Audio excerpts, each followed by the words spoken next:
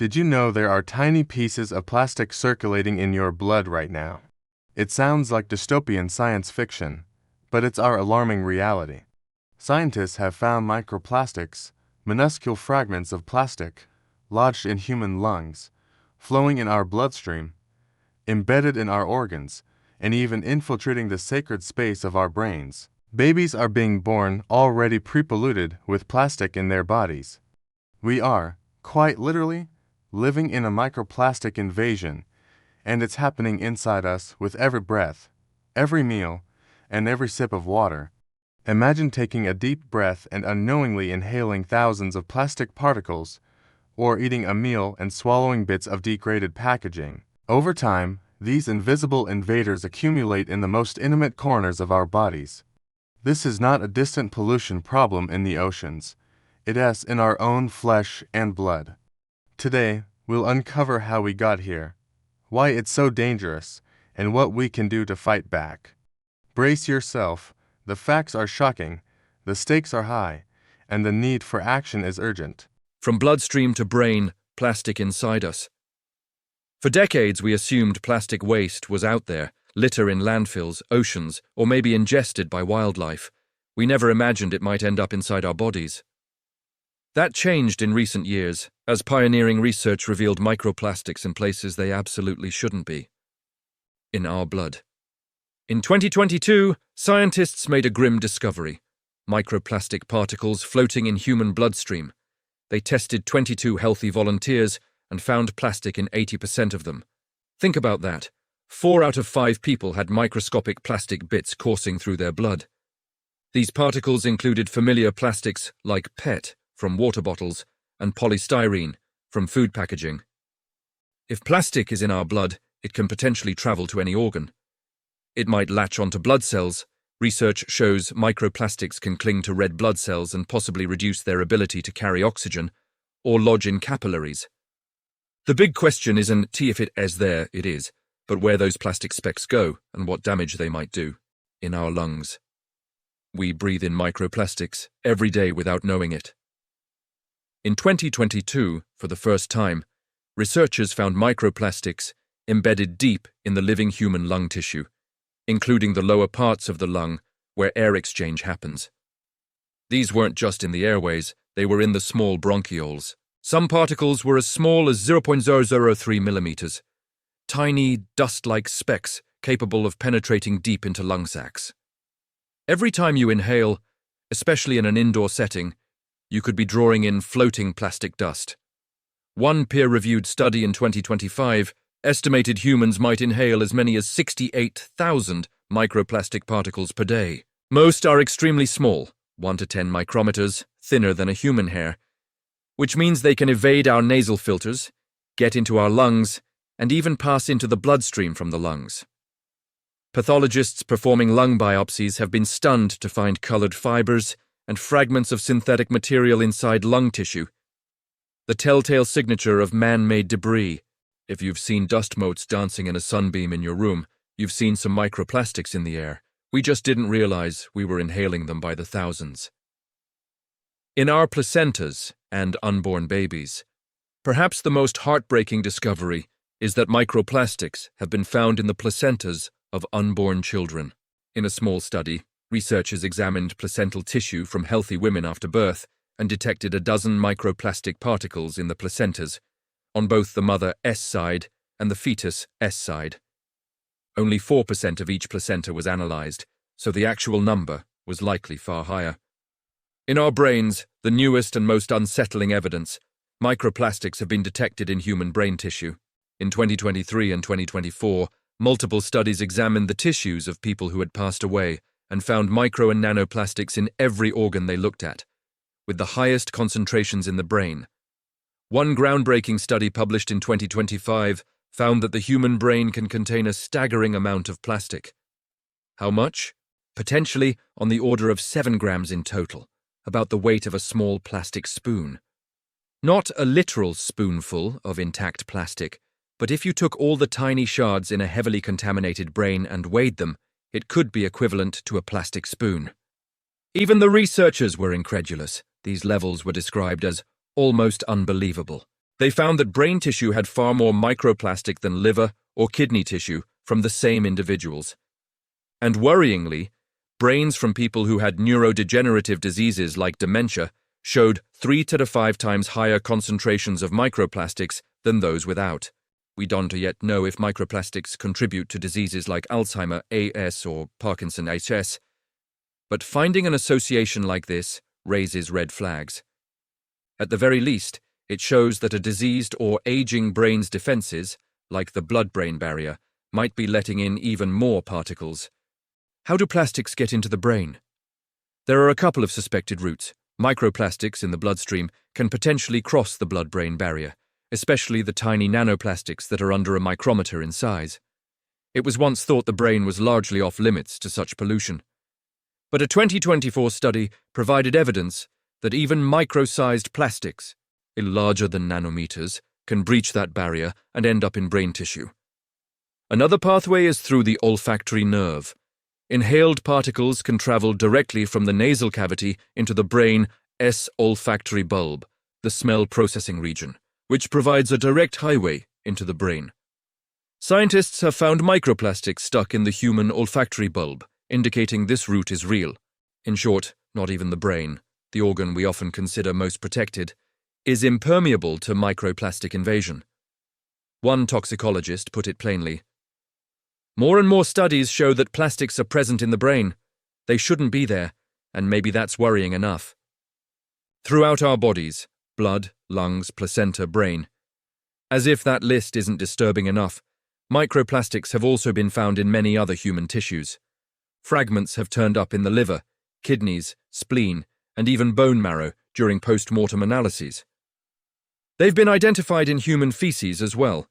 A study found adult stool samples contain microplastics.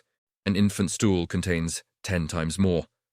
Likely because babies chew on plastic toys and drink from plastic bottles, ingesting huge amounts. There's evidence of microplastics in human breast milk. A small pilot study in 2022 detected them, raising concerns about infant exposure during breastfeeding. They have even been detected in human lymph nodes and surgical samples. In essence, no part of the body is truly pristine anymore. We are living with an internal contamination that our ancestors never had. All of this is deeply alarming, and you might be asking, how on earth are these plastics getting into us? To find the answer, we need to examine the countless, everyday ways we unwittingly consume and inhale microplastics. It turns out, our modern lifestyle is saturated with opportunities for microscopic plastics to enter our bodies. Everyday exposure, how we ingest and inhale microplastics. Constantly look around you right now. Chances are you're surrounded by plastic in some form. It's in our clothes, our homes, our cars, our kitchens. Over time, these plastics wear down or shed tiny particles. Those particles end up in our food, water, and air, ready for us to absorb. Let's break down the main sources of exposure in daily life. The air we breathe. With each breath, you might be drawing in a fine mist of microplastics. Indoors especially, studies show high levels of airborne microplastic fibers and dust. Synthetic textiles, like polyester clothing, upholstery, carpets, are major culprits. As you walk on a carpet or shake out a blanket, invisible fibers go airborne. One report in 2025 concluded that indoor air often has far more microplastic than outdoor air. And because people spend 90% of their time indoors, this is a key exposure route.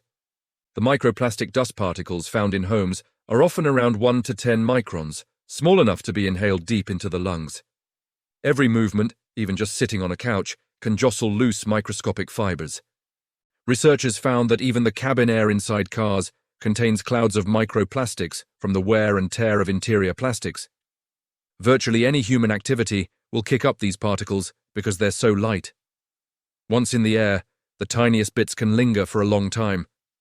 So when sunlight streams through a window and you see dust floating, remember that an unknown fraction of that is plastic.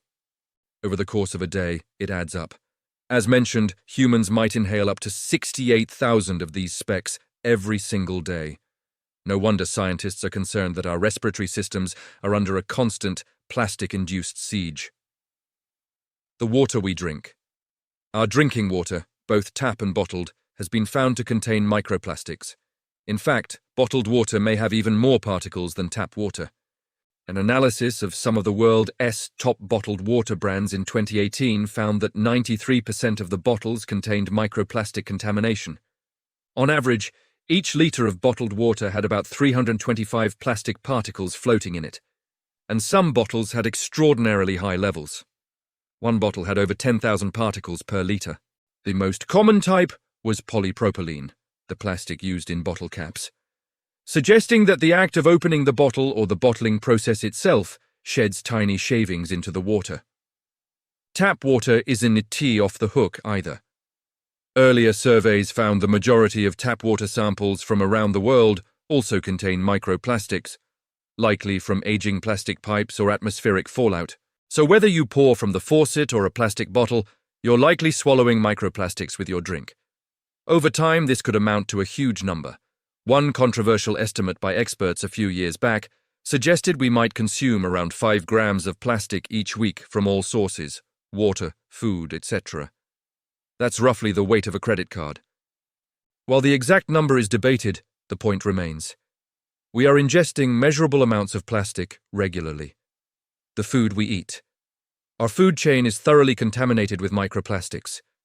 Studies are now finding microplastics in a wide variety of foods, including seafood. Marine animals are highly exposed since our oceans are full of microplastic debris. Tiny plankton ingest microplastics. Small fish eat the plankton. Bigger fish eat those fish. And the plastic moves up the food chain. If you enjoy seafood, you are almost certainly consuming microplastics. A study in Oregon, USA found microplastic in 98.9% of sampled seafood from a market. Nearly every fish and shellfish had some. Shellfish like mussels and oysters are particularly known to carry microplastics because they filter large volumes of water. In fact, researchers quipped, if you eat mussels, you eat microplastics, because these shellfish invariably contain plastic fragments. Even sea salt, which is essentially evaporated ocean water, contains microplastics. A comprehensive test of salt brands globally found microplastic in 90% of table salt samples. They estimated that through normal salt use, a person might consume about 2,000 microplastic particles a year just from salt. Think about that. Next time you sprinkle salt on your meal, you could be adding tiny bits of plastic along with seasoning. Produce and other foods. It's not just marine foods. Honey and sugar have been found to contain microplastics, likely from exposure to plastic processing and packaging. Tea leaves and dried herbs can have plastic fibers, especially if processed with plastic machinery or dried outdoors, where airborne fibers settle. Even fruits and vegetables can contain microplastics. How on earth do plastics get into a tomato or an apple? Through the soil and water. Farmland can be contaminated by microplastics present in sewage sludge, used as fertilizer, and irrigation water. One study by Cardiff University noted that when sewage sludge laced with microplastics is applied to fields, those particles can be taken up by crops or washed into waterways during rain. Scientists have detected microplastic particles inside lettuce, carrots, and other veggies in laboratory tests. The plants can actually absorb tiny particles through their roots. So from farm to table, plastics are making their way into our diet. Another common source is food packaging. Plastic packaging can shed microscopic bits into the food it contains, especially if the food is acidic or oily, which can dissolve or wear down packaging. Canned foods are often lined with plastic. Chewing gum base contains synthetic polymers. The list goes on. Our entire food system, from growth to processing to packaging, introduces microplastics at various points. Beverages. Beyond water, other drinks have plastics too. Beer, for example, can contain microplastics, especially if brewed with water that had them or if filtered through porous materials. Tea is a surprisingly potent source, not the tea leaves themselves, but tea bags. Many premium tea brands use silken tea bags made of nylon or PET plastic. When you steep a single plastic tea bag in hot water, it can release a staggering number of particles. A recent study found that one plastic tea bag at brewing temperature leached about 11.6 billion microplastic particles and 3.1 billion even smaller nanoplastic particles into a single cup of tea. Billions from one cup. The water's heat essentially causes the plastic to break apart. If you drink tea from these bags, you're swallowing those billions of particles per cup. It is an eye-opening example. Something as innocuous as a cup of tea can turn into a microplastic cocktail. The safe alternative: use paper tea bags or loose-leaf tea with a metal infuser. No plastic involved. Household, dust and surfaces. Have you ever noticed a thin film of dust on your furniture when cleaning? That dust is partly composed of textile fibers, skin cells, and yes, microplastics. We shed plastic fibers from clothing and furnishings constantly. One study described that simply the act of drying or wearing clothes can release fibers that settle as dust. And when children crawl on the floor or we drop food on a table, those dust particles can transfer and be ingested. Young children are especially at risk because they put things in their mouth and are closer to the floor where dust accumulates.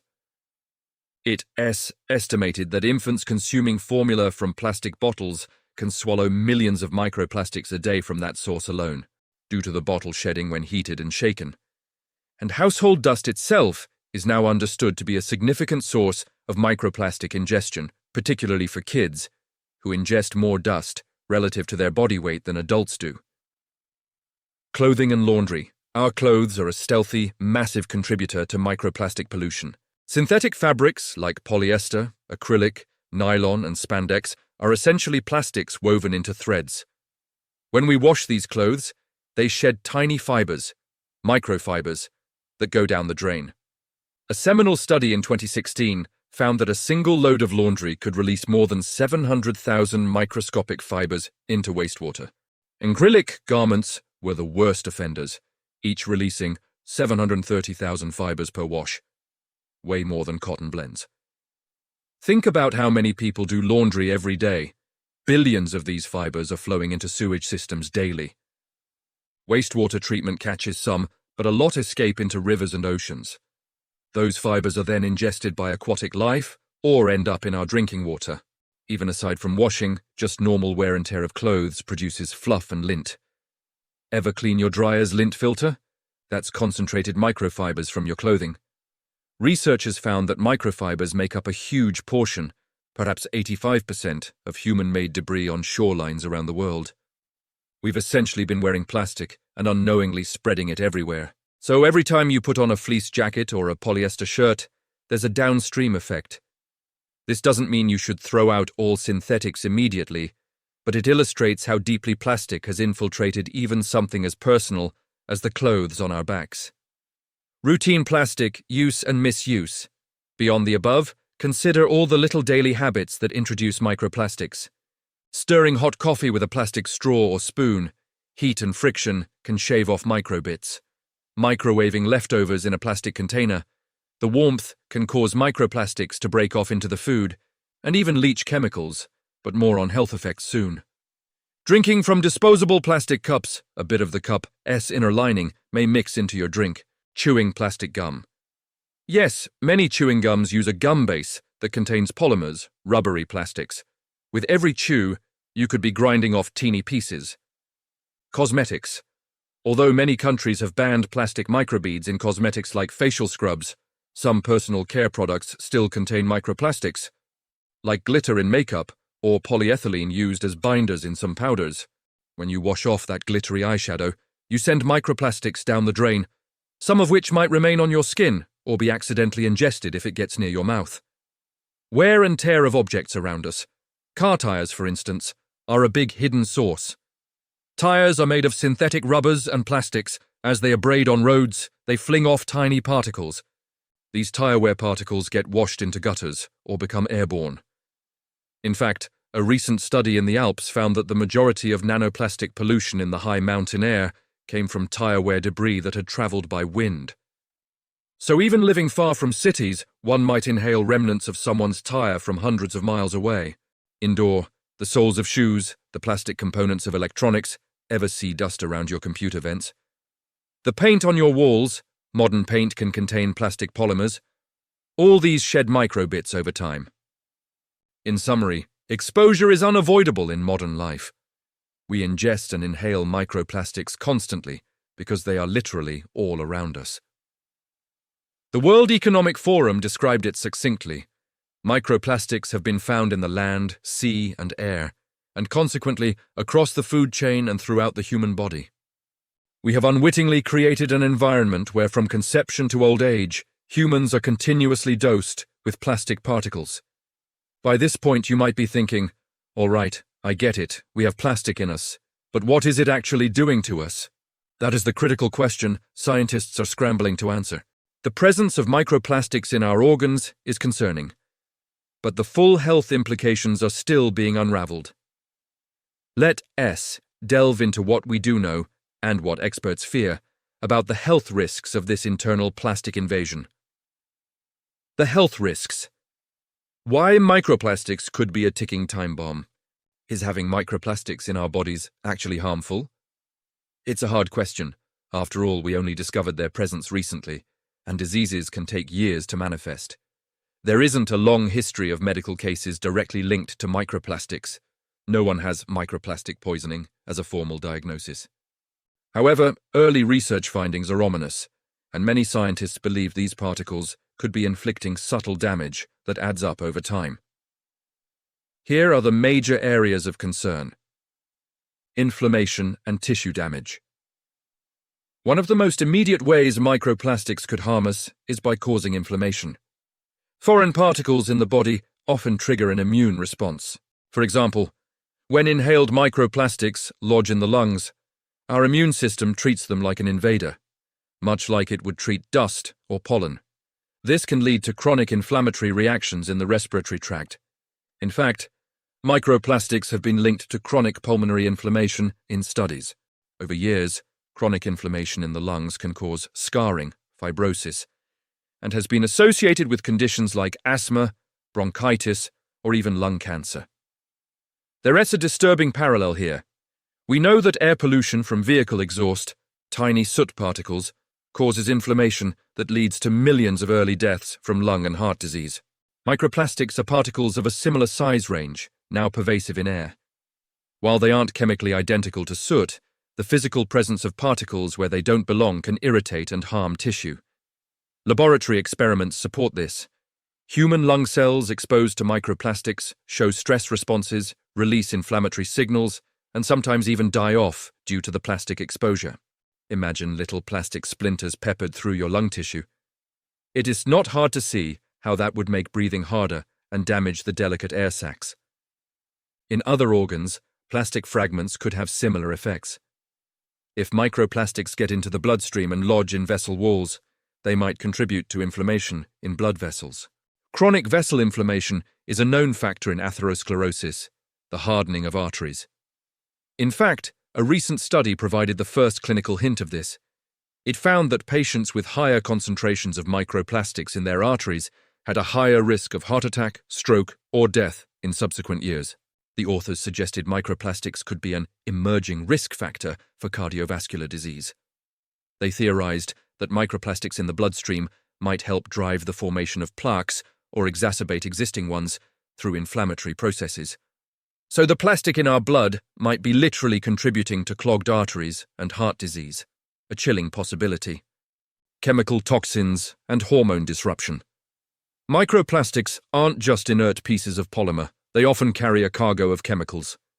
Plastics are made with additives, stabilizers, plasticizers, flame retardants, dyes, and they can also soak up pollutants from the environment, like little sponges. When microplastics are inside our body, they can leach or release these chemicals. Many of these substances are known endocrine disrupting chemicals, EDCs, meaning they interfere with hormones. For instance, bisphenol A, BPA, and phthalates are common plastic additives that mimic estrogen or otherwise disrupt hormonal balance. These have been linked to issues like reproductive problems, developmental disorders in children, thyroid dysfunction, and certain cancers.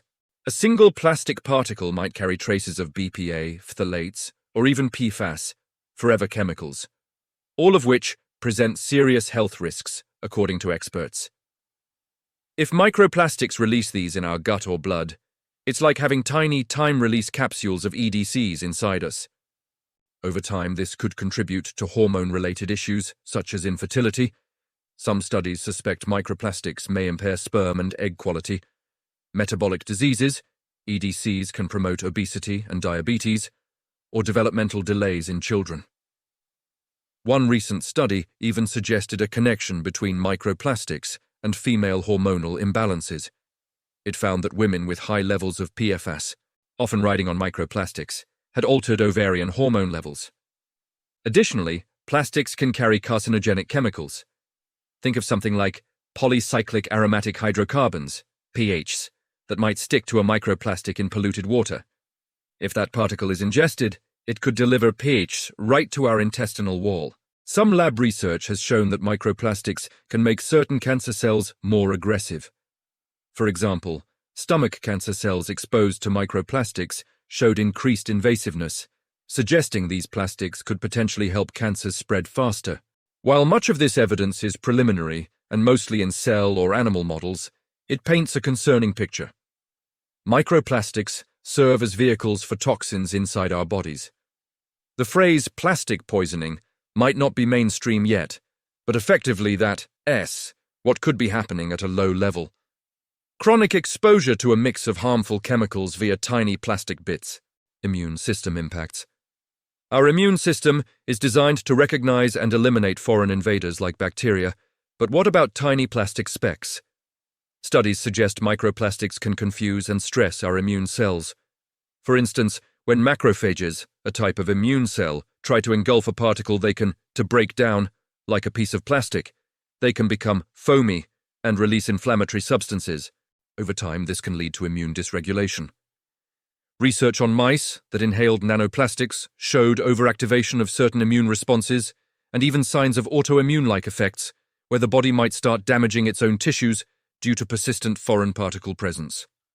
In humans, elevated inflammation markers have been correlated with higher microplastic levels. One striking finding from the brain autopsy study was the observation of plastic particles in cerebrovascular walls and immune cells in the brain. The authors noted an accumulation of microplastics in the brains of people with dementia, along with immune cell buildup in those areas. It's as if the immune cells were clustering around the plastic, potentially contributing to or exacerbating neuroinflammation. Could microplastics be making us more prone to illnesses? It's possible. There is speculation that a high microplastic burden could stress the immune system to the point of reducing our resilience to other diseases. Some preliminary work has suggested that microplastics might even make infections more likely. This could be because they can physically carry pathogens. A pathogen hitchhiking on a plastic particle bypasses some of our mucosal defenses, or because the immune system is preoccupied dealing with plastic and responds less effectively to microbes. Moreover, if microplastics disrupt gut health, which they can alter gut microbiota composition in lab animals. That can have ripple effects on immunity and inflammation throughout the body. Potential neurological effects. The thought of plastic in the brain is unsettling, not just because it's there, but because of what it might do to our delicate neural tissues. Chronic inflammation in the brain is a known factor in neurodegenerative diseases like Alzheimer's. If microplastics cause even low-grade inflammation in brain tissue over years and decades, that could contribute to cognitive decline. Some researchers have floated a hypothesis that microplastic exposure could be one factor among many, increasing the risk for diseases like Alzheimer AS or Parkinson AS.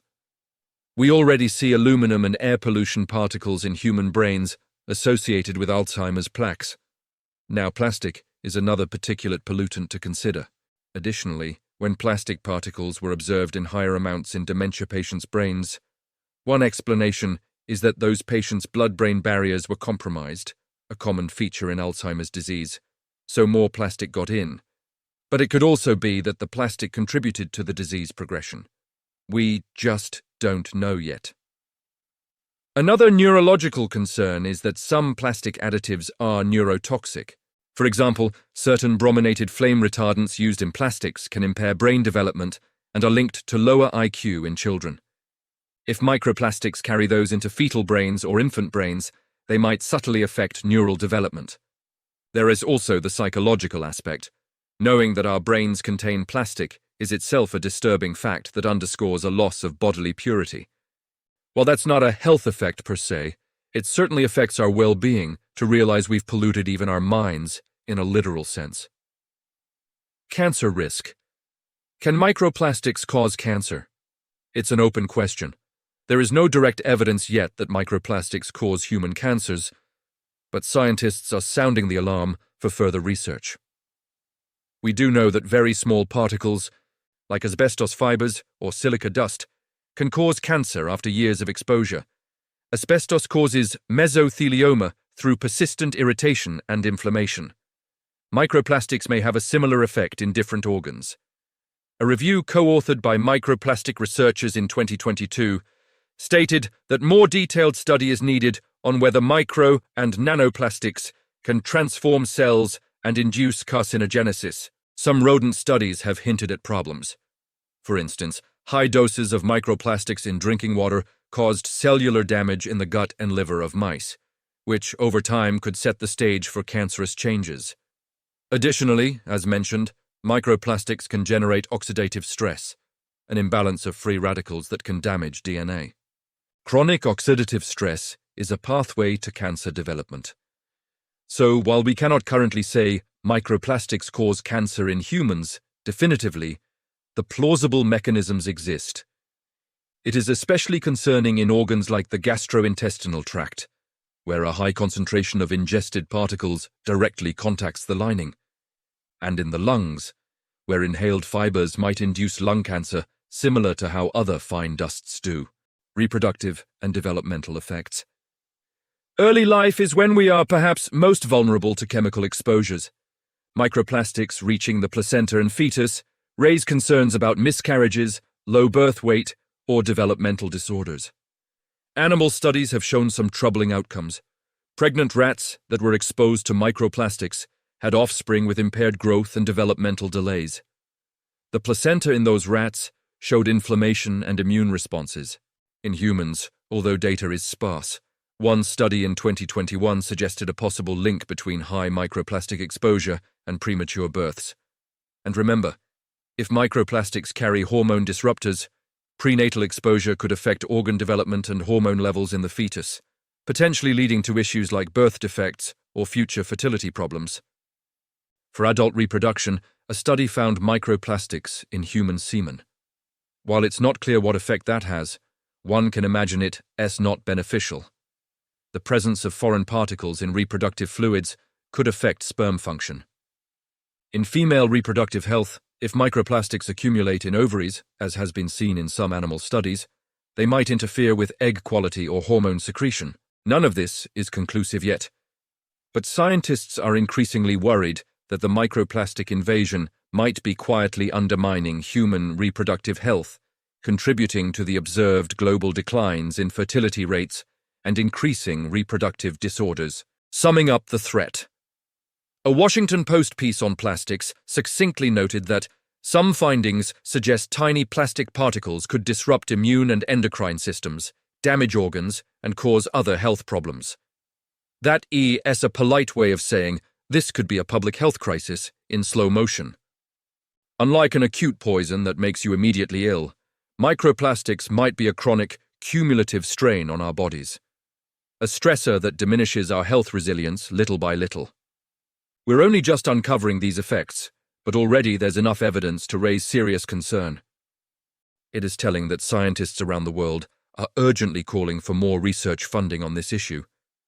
Many use phrases like, "We are urgently needed to find out," and "the problem is becoming more urgent with each day." They don't say such things lightly. We are essentially the guinea pig generation, exposed to high levels of microplastics from cradle to grave, and the full consequences won't be known for years. But do we really want to wait decades to see the long-term toll? As one expert said, the mere fact that microplastics are in our brains and organs when they shouldn't to be is worrisome enough. It's a clear sign that we need to take action to reduce exposure now, even as we study the issue further. To understand how we got into this mess, a world where our bodies are contaminated with our own plastic creations, we need to rewind and look at how plastics became so pervasive in modern life, and how our systems utterly failed to keep this pollution in check. How plastic became so embedded in modern life, and in us. It's hard to imagine life without plastic today.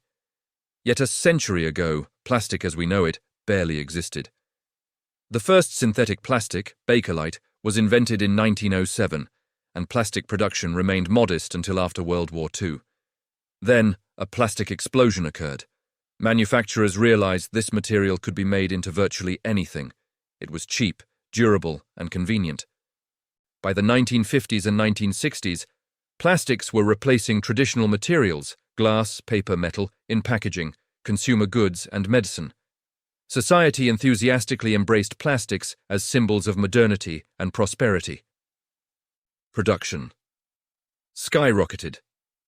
In 1950, the world produced around 2 million tons of plastic per year. By 2014, it was producing 311 million tons per year. That's a 155-fold increase. Plastics production has since continued to grow. As of the early 2020s, we're making roughly 400 million tons of plastic annually. That number is projected to double by 2040 if current trends continue, and possibly almost quadruple by 2050 compared to 2014 levels. This exponential growth means an ever-increasing stream of plastic items flooding the market. What drove this massive increase? Several factors: consumer culture and single-use convenience. After WPOE, disposable consumer culture took off. Plastic enabled the rise of single-use items: throwaway bottles, wrappers, grocery bags, straws, utensils.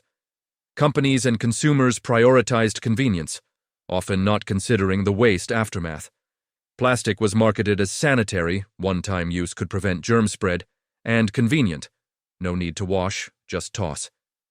By the time we realized the environmental cost, single-use plastics had entrenched themselves in every facet of daily life, from fast food packaging to medical supplies, versatility and innovation. Plastics could do things other materials couldn't. Lightweight and moldable, they revolutionized industries: aerospace, electronics, textiles, e.g., nylon, polyester clothing, and healthcare, disposable syringes, IV bags. This led to plastics being everywhere, in our houses, vehicles, clothes, toys, and technology. The more applications we found, the more production ramped up. Economic drivers. Plastic is made from petroleum and natural gas. For the oil industry, plastics became a hugely profitable way to use byproducts and surplus, as the world slowly transitions to renewable energy for fuel. Petrochemical companies view plastics as a growth area to make up for declining fuel demand. They have invested heavily in new plastic production plants. In fact, a report at the World Economic Forum predicted that by 2050, plastics manufacturing would account for 20% of global oil consumption, up from 5% today. The industry is literally banking on more plastic.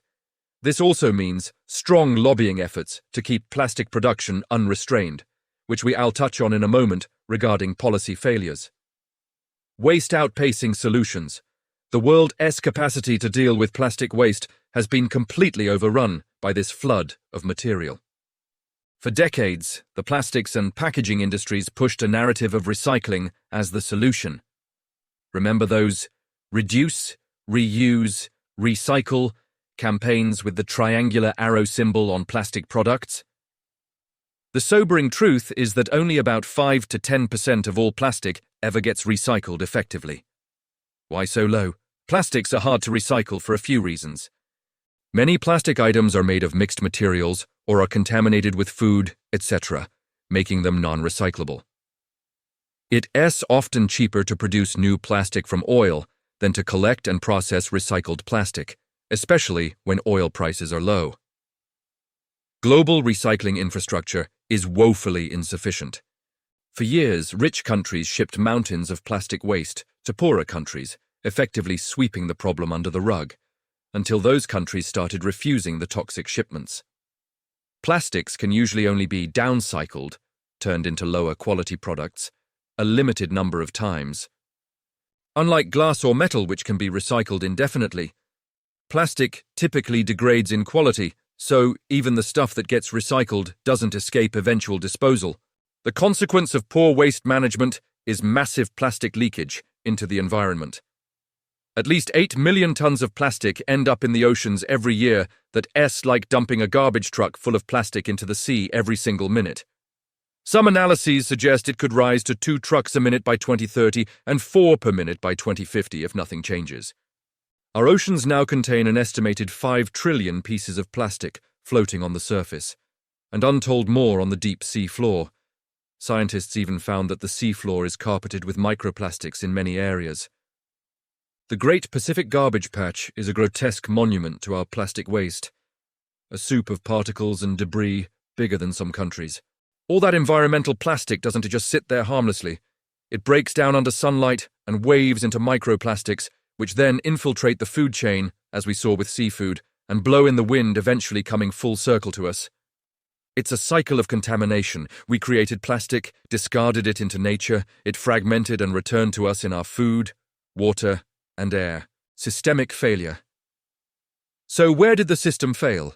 In a nutshell, industry accountability. The plastic industry ramped up production without a plan for end of life. For decades, they got away with externalizing the costs, meaning society and the environment bear the cleanup burden, not the producers.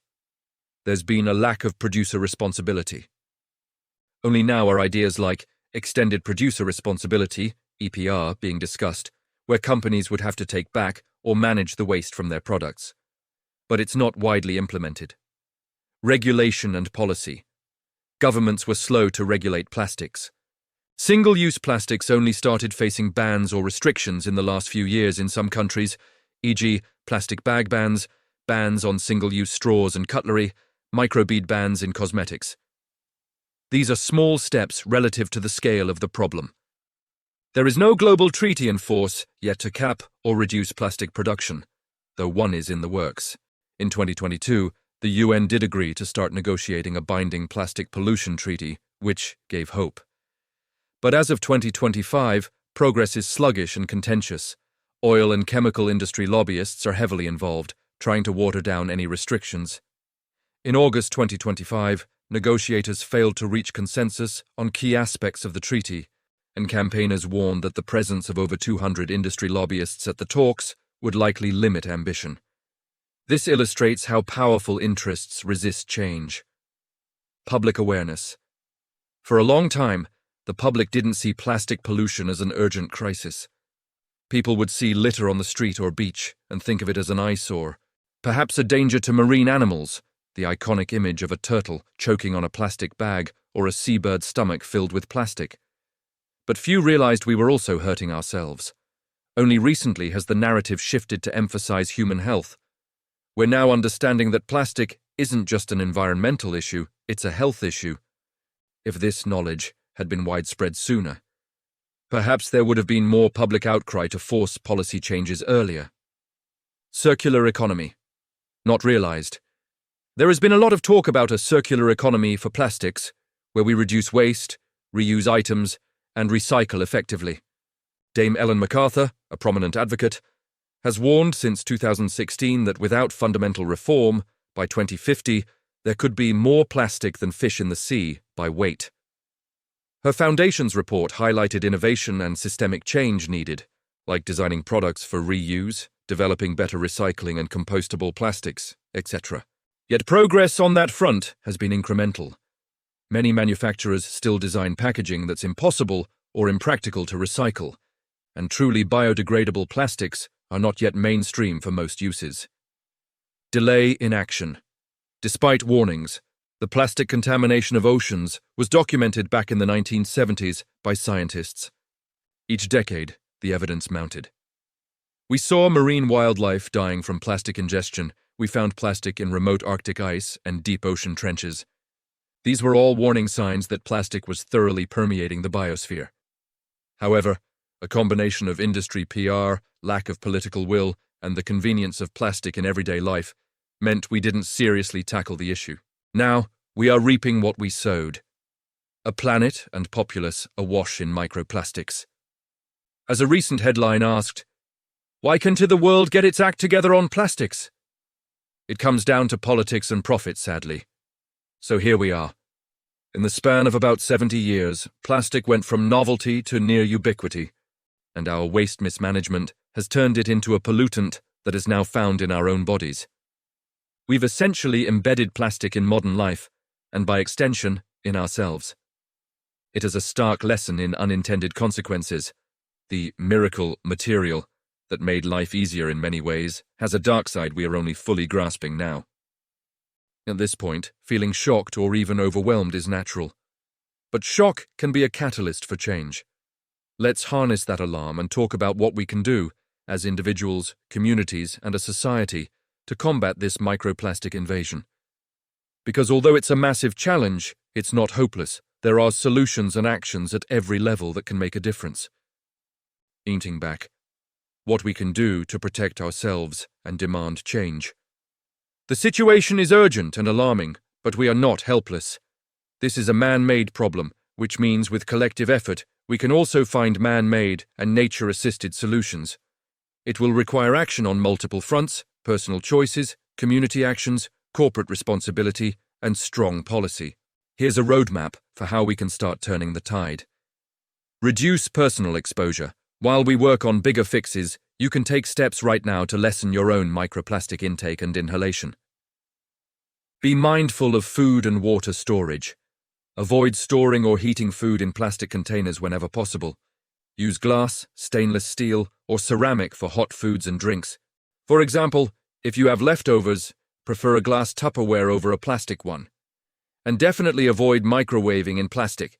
Heat greatly increases the release of microplastics into food. Stainless steel or glass water bottles are better than plastic bottles, especially if you leave a bottle in a hot car. Heat can cause the bottle to shed particles or leach chemicals. Switch from plastic tea bags.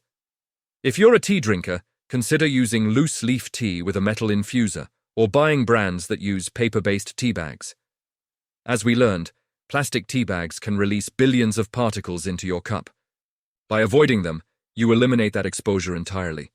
It's a simple switch with potentially big benefits. Filter your water.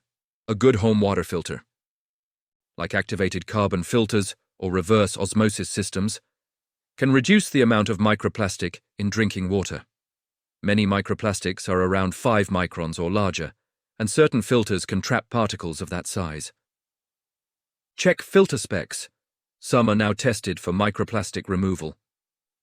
Even a basic step like letting tap water sit can let some heavier particles settle, though the tiniest will remain suspended. Dust and vacuum. Regularly. Remember, a lot of our exposure comes from household dust loaded with fibers. Using a vacuum with a HEPA filter and wet dusting surfaces to trap dust rather than flick it back up into the air can lower the amount of microplastic dust you and your family inhale or accidentally ingest. Ventilate your home well too. Open windows when possible to let indoor pollutants disperse. Though in high-traffic areas outdoor air might also contain microplastics, it's generally good to have airflow. Laundry hacks. When washing synthetic clothes, use cooler water and shorter cycles if you can. Research suggests this reduces fiber shedding. Front-loading washing machines also produce less fiber loss than top-loaders due to gentler agitation. You might invest in a microfiber filter for your washing machine or use a specialty washing bag, like the Guppy Friend bag that catches microfibers. These devices have been shown to capture a significant portion of fibers that would otherwise go down the drain. Choose natural fibers and materials. Over time, try to favor clothing made of natural materials, cotton, wool, bamboo, hemp, which do not shed persistent plastic fibers. Likewise, for household items, consider alternatives, e.g., wooden or metal toys instead of all plastic toys, natural fiber rugs instead of polyester carpets, etc. Every bit less plastic in your immediate environment can reduce shedding. Avoid plastic utensils and tableware. Use metal cutlery, ceramic or glass plates, and glass drinking glasses at home. Plastic utensils can shed microbits, especially as they degrade with use or get washed repeatedly. Similarly, non-stick cookware sometimes contains fluorinated polymers that can flake off. Consider switching to stainless steel or cast iron. Check your personal care products. Many products now proudly label "no microbeads," since those tiny plastic scrubbing beads were banned in many places. But some cosmetics still have microplastics in other forms, for example, glitter, often PET plastic, or even synthetic waxes. Opt for products with natural exfoliants like sugar, salt, oatmeal, And avoid glittery cosmetics or craft glitters. There are biodegradable glitter alternatives made from cellulose. Don't chew on plastics. It sounds obvious, but many of us have habits like chewing the end of a plastic pen or biting our nails with nail polish, which is a kind of plastic, on them. Try to break those habits to avoid directly consuming plastic fragments. And if you use toothpicks, choose wooden ones instead of plastic toothpicks. While these personal measures can reduce exposure, let's be clear. They are not a complete solution. Microplastics are pervasive, and no individual can entirely avoid them. This is why systemic change is crucial. However, by reducing personal exposure, you may mitigate some potential health risks for yourself and your family. And you also raise your own awareness of plastic use, which can ripple outward as you talk to others or push for broader changes. Push for policy and corporate change. The microplastic problem cannot be solved by consumer choice alone. It requires strong policies and industry shifts. Here's what we should demand and support. Regulate and reduce single-use plastics. Support laws that ban or phase out unnecessary single-use plastics, bags, straws, polystyrene foam containers, etc. Many jurisdictions have started this, which is encouraging. When these bans come up for discussion, voice your support. If your city or country hasn't done it yet, lobby local officials. Every bit of single-use plastic reduced is less plastic to become microplastic later. Targets for plastic reduction and reuse.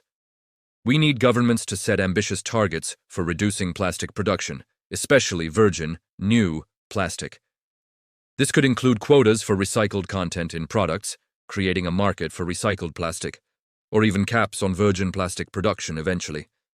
Encourage adoption of refill and reuse systems.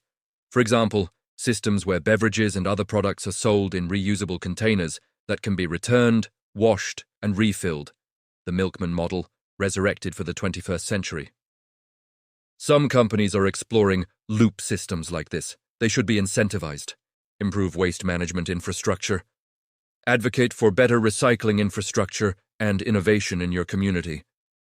This includes advanced sorting facilities, investment in chemical recycling research, though that has its own issues, and perhaps most importantly, containment of microplastics in waste streams.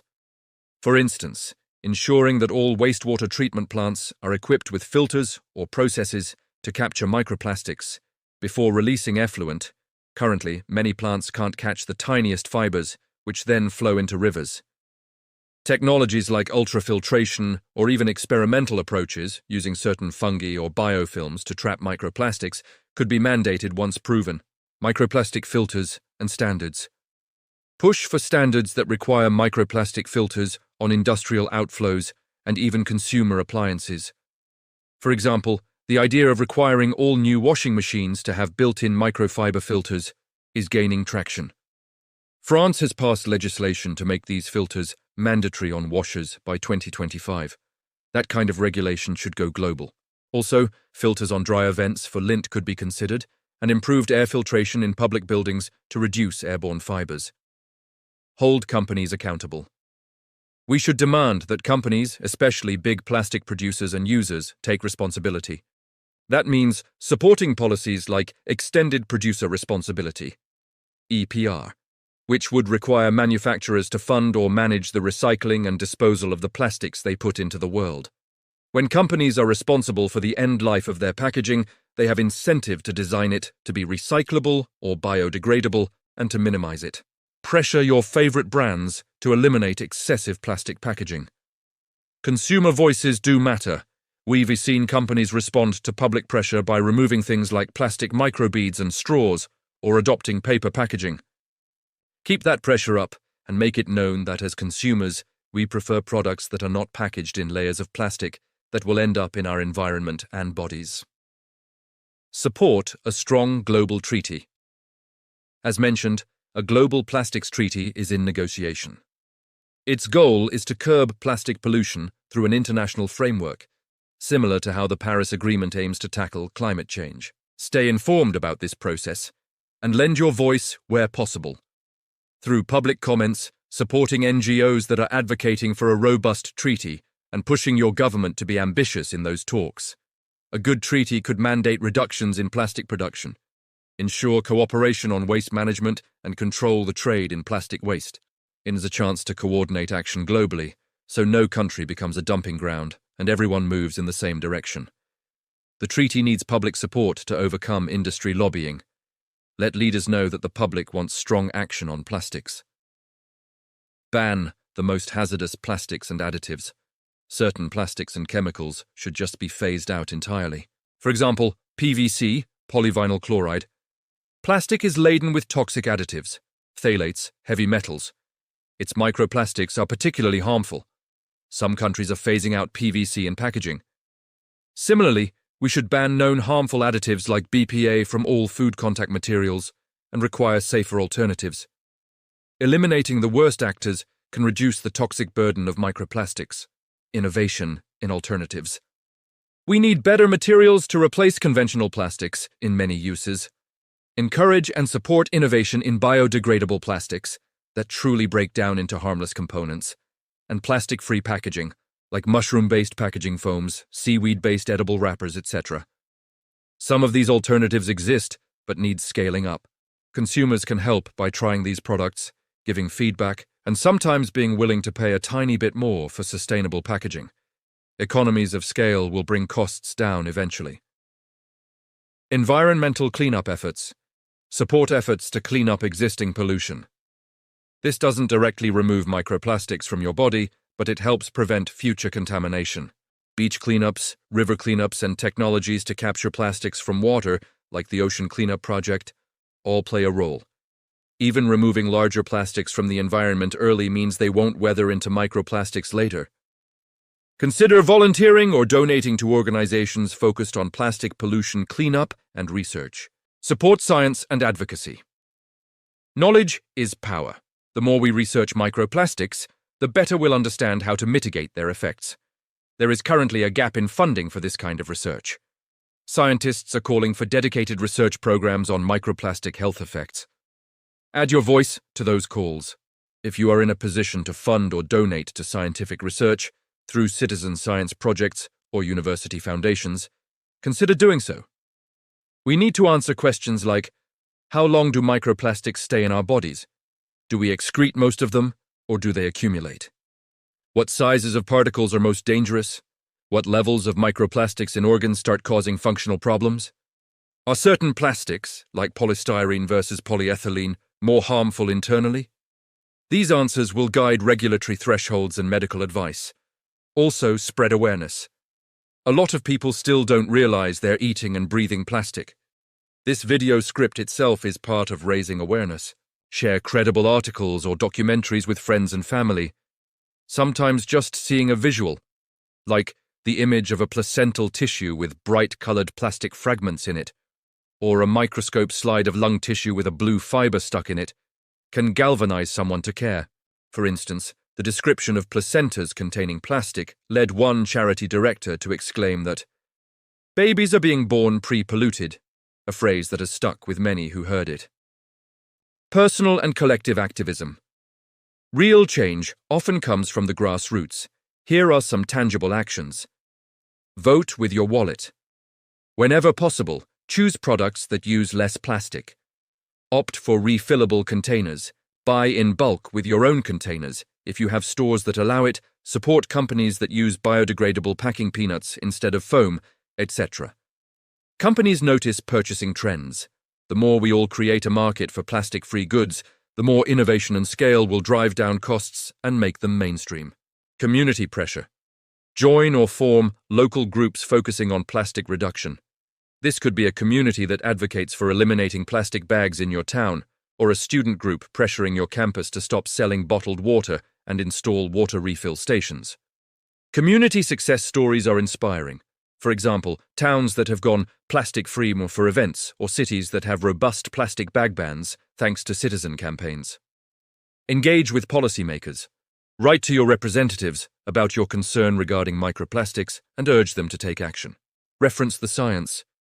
Mention that microplastics are in our blood and organs and that it's a matter of public health. Sometimes lawmakers assume people only care about plastic insofar as turtles and litter. But when they hear constituents connected to human health, it can spark a new level of urgency. Ask what they are doing to address plastic pollution and support any pending legislation on it. Support environmental NGOs. Many non-profits are doing fantastic work fighting plastic pollution, from legal battles to cleanup initiatives to education campaigns. Organizations like Greenpeace, Oceana, the Plastic Pollution Coalition, Five Gyres, and others have campaigns specifically targeting plastic waste and microplastics. Supporting them, financially or as a volunteer, amplifies the fight. Lifestyle role modeling. While no one can be perfect, adopting a lower plastic lifestyle and letting others see it can influence social norms. Carry a reusable water bottle and coffee cup, say no to plastic straws, bring your own bags, choose plastic-free gifts. These small acts, repeated by millions, do make a dent in consumption. And they send a message. We, the consumers, are ready for a post-plastic age. There is a bit of a generational shift here too. Younger generations are acutely aware of environmental issues and more willing to embrace alternatives. Encourage that and learn from creative solutions people share online. There's a vibrant, zero-waste, plastic-free community exchanging tips. Embrace innovation and cleanup solutions. Some encouraging developments. Scientists are discovering enzymes and microbes that can eat certain plastics. For example, a type of bacteria that consumes PT plastic, or worms, waxworm caterpillars, that can biodegrade polyethylene. If scaled up, these could help break down plastic in recycling facilities or landfills faster, preventing so much from becoming microplastics. Engineers are developing filters to catch microplastics, not just for laundry machines, but even for storm drains and factory outputs. On a larger scale, there's research into filters for air ventilation systems in buildings to trap microplastic dust. And for car tires, imagine a device near the wheel well that captures particles before they disperse. Some startups are producing bioplastics that naturally biodegrade. For example, bioplastics made from algae or cornstarch that break down in the environment much more quickly and completely than conventional plastics. If these replace certain single-use items, the resulting fragments might be less harmful or at least not persist as long. Ocean cleanup tech is getting better. We've seen devices that skim plastic from rivers, the interceptors, and even ambitious projects to gather plastic from ocean gyres. Removing the large stuff now means less microplastic later. It's like preventing a bomb from shattering into shrapnel. Innovators are rethinking packaging, like edible packaging for foods, e.g., seaweed-based wrappers that you can eat along with the food, used for some condiment sachets. Or dissolvable packaging, film that dissolves in water for certain applications. While these are niche now, they hint at a future where we don't rely on indestructible materials for throwaway uses. A new mindset. Ultimately, tackling the microplastic invasion requires a philosophical shift in how we view our relationship with the material world. We must move away from the throwaway culture to a more sustainable one. Plastic is not inherently evil. It is an amazing invention in many ways. But we abused its cheapness and ignored its downsides. As a result, we are now almost made of plastic ourselves. We have to ask, is this the legacy we want? Imagine future historians or scientists examining humans from this era. They might literally measure our plastic content as a defining marker. Perhaps they'll label us the plastic age humans, but we have the power to change that narrative. We can invest in our health by investing in a cleaner environment. We can support policies that ensure corporations can't treat the planet and our bodies as their dumpster. We can drive innovation for safer materials that don't poison us. And we can adapt our daily habits to be gentler on our planet and ourselves. Call to action. This is a call to action for everyone listening. The microplastic invasion is already here, silently progressing inside our blood and lungs. It's time to raise our voices and say no more. Demand clean air, clean water, and safe consumer products as a right. These are not radical asks. They are fundamental to public health. Governments respond to public pressure. Companies respond to consumer demand. Each of us can help apply that pressure and demand. The science has exposed the problem. Now society must respond. Consider talking to your doctor or local health officials about it. Bring microplastics into the public health conversation. When we think about preventive health, we consider diet, exercise, not smoking. Perhaps we should also start thinking about reducing microplastic exposure as part of a healthy lifestyle. It will take time for official guidelines to catch up, but citizen awareness can sometimes leap ahead and create momentum. On a hopeful note, humanity has tackled big pollution problems before. We faced a crisis with leaded gasoline. We removed lead from gas and blood lead levels plummeted, with huge benefits for public health. We had an ozone crisis. The world came together and phased out CFCs, healing the ozone layer. Plastic pollution is a similarly mammoth challenge, but if enough people care and push for change, we can rein it in. We can improve waste systems, innovate alternatives, and prevent the worst outcomes. The key is urgency. Every year we delay, millions more tons of plastic enter the environment, breaking into billions of micro pieces that will haunt us for generations. The problem grows literally with each passing day. We can't afford apathy or skepticism. The next time you see a plastic bag fluttering in the breeze or a discarded bottle on the street, remember, if we don't pick it up and change our ways, that bag and bottle might break into bits that end up in our very flesh. We are interconnected with our environment in ways we are only beginning to appreciate. The plastic we pollute eventually comes back to pollute us. But the reverse can also be true. The positive actions we take to heal the environment will also heal us. By cleaning up our world, we quite literally clean up our bodies. By reducing plastic out there, we reduce plastic in here, points to body. Narrator, resolute tone. We started with a shocking revelation, that plastic has entered our bloodstream, lungs and brains. It's frightening, yes, but let that shock ignite determination. We do not have to accept a future where our bodies are garbage dumps for plastic. Imagine a future where children can grow up with far less plastic in their diet and lungs, where microplastic is a cautionary tale from the past, not a daily reality. Achieving that will take all of us. Scientists, citizens, leaders, youth, elders, everyone has a role. The microplastic invasion is a man-made disaster, but that means it's one we have the power to stop. It starts with awareness, now you know, followed by action, now we must do something. So, share this knowledge, change one habit at a time, support one policy at a time. The alarm has been rung. Plastic is in us and it's not supposed to be. Now is the time to act, for the sake of our own health and for future generations. The fight for a plastic-safe world is on, and every one of us can be a part of it. Let's turn the tide on plastic before it's too late. The health of our children, our planet, and ourselves depends on it. Visual cue. Images of clean, plastic-free environments and healthy families, signifying the goal we're striving for. Narrator, uplifting conclusion. We have overcome great environmental challenges before, and we can do it again. Together, let us end this plastic invasion and ensure that our legacy is not a world, or bodies, overwhelmed by plastic, but a world where humans and nature thrive free from this toxic burden. The time to act is now. Every action counts, no matter how small. Let's reclaim our planet and our own bodies from plastic. Thank you for listening. Now let's get to work.